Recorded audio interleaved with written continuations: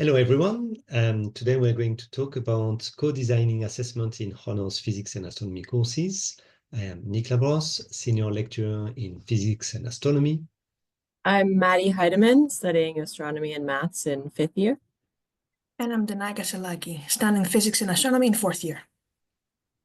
So in this presentation, we'll share insights from two student-staff partnership projects that have been funded by the University of Glasgow's Learning and Teaching Development Fund.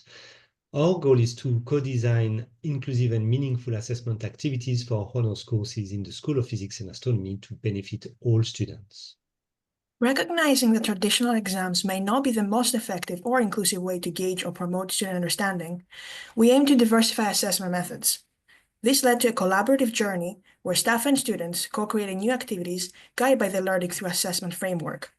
These activities provide formative feedback, helping students improve before final assessments, and it can be applied across various courses and levels.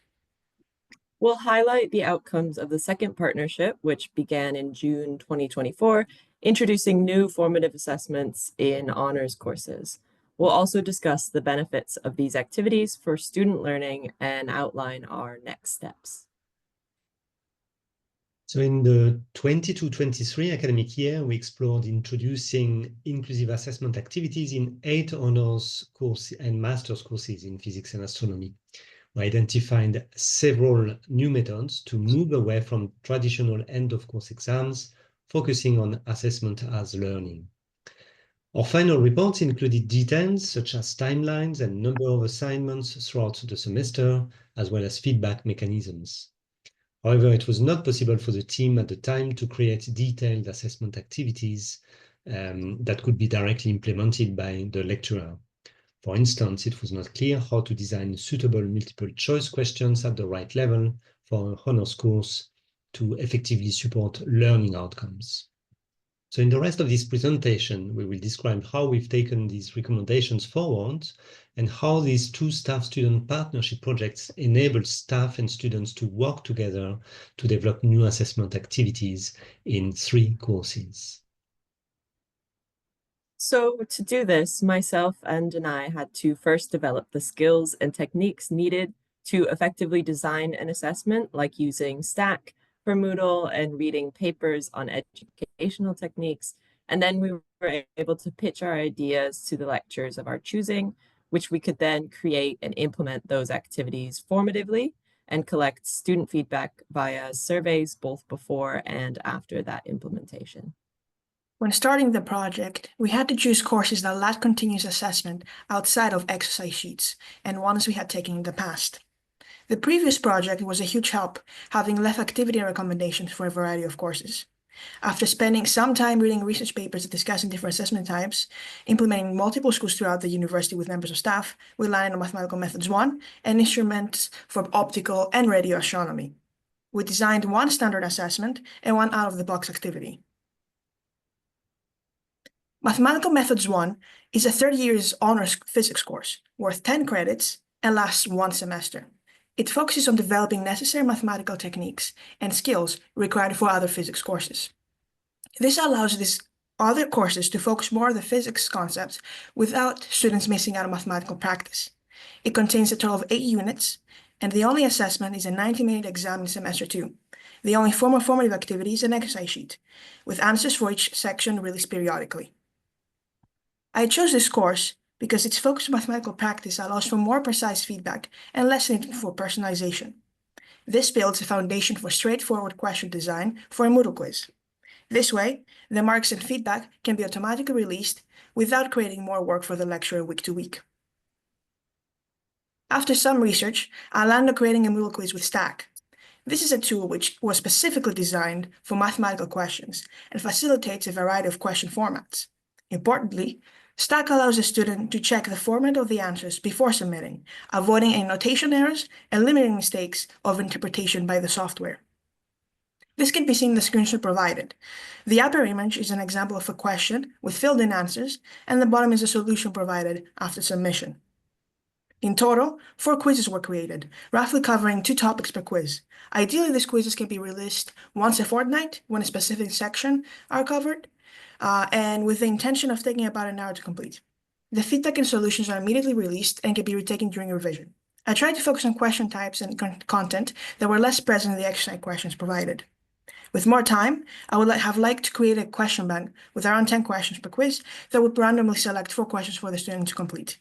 This way, each attempt will be unique and would test different parts of the assigned sections, making it even more useful for revision.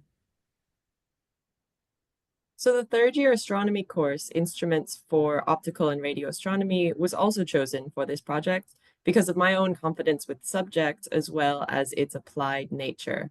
We wanted to make sure that our assessments, since they're formative, are going to be engaging to the students.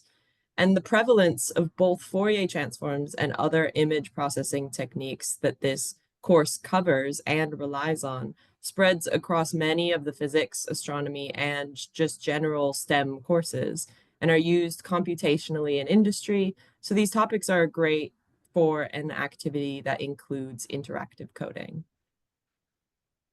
So I created a Python notebook that gives a mathematical and interactive approach to understanding the Fourier transform. To the right, you'll see one portion of this activity. And the code works by using interactive sliders to manipulate plots describing the mathematical intuition of Fourier transforms in a Jupyter Hub notebook. It requires no prior knowledge of Python, but students should be somewhat familiar with this programming language by their third year, and this could even help students become more familiar with it. The troubles here were that I hadn't found an ideal way to assess the understanding gained from this notebook, since it would have been beneficial to have the activity fully contained in Jupyter Hub, possibly asking about how different variables impacted the resulting plots, much like when models are used to inform us about real-world events. After we implemented this activity, we found that 20 people tried the quizzes by the end of the first semester. I believe it is likely more people will try them during revision time for exams.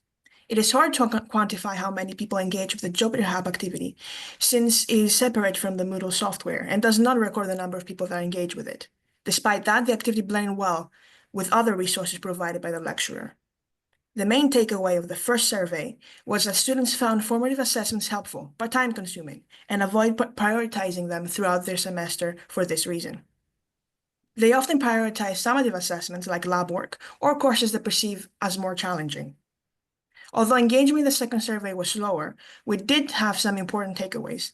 Firstly, the students seemed to hesitantly believe that this type of workload may be sustainable if implemented in more of their courses, provided a small number of questions. Views on formative assessment remained similar in the second survey, with most students having a positive or neutral outlook on them. They found that the activities demonstrated their understanding of their courses. So one course that was treated a bit differently was the master's level general relativity course. It was involved in the previous project, so this year, for the first time, continuous summative assessment has been implemented. It's a total of 5 problem sheets over the course of both semesters, designed to challenge the students' understanding of the lectures, and the best mark from each semester's problem sheets count towards 5% of the grade, totaling to an overall 10% of the course marks. There are booked 1-hour time slots in the JMS where students meet with their assigned group. This is the same group every time, to work through the problems together. And then the students will independently write up their solutions to submit for grading and feedback. We plan to collect student feedback on this course soon, but we hope that this student-to-student engagement helps with both learning and a sense of community. So in conclusion, we successfully co-created 3 assessment changes through student-staff partnerships, designing both formative and summative activities. This collaboration underscores the importance of buy-in from all participants. Next, we'll evaluate the changes by surveying students post-exams and interviewing lecturers. We'll share our findings with the Assessment and Feedback Resources Hub. Our approach can be applied across various courses and will inform the school's program review. We encourage everyone to engage in similar partnerships to develop effective assessment activities. Thank you for your attention.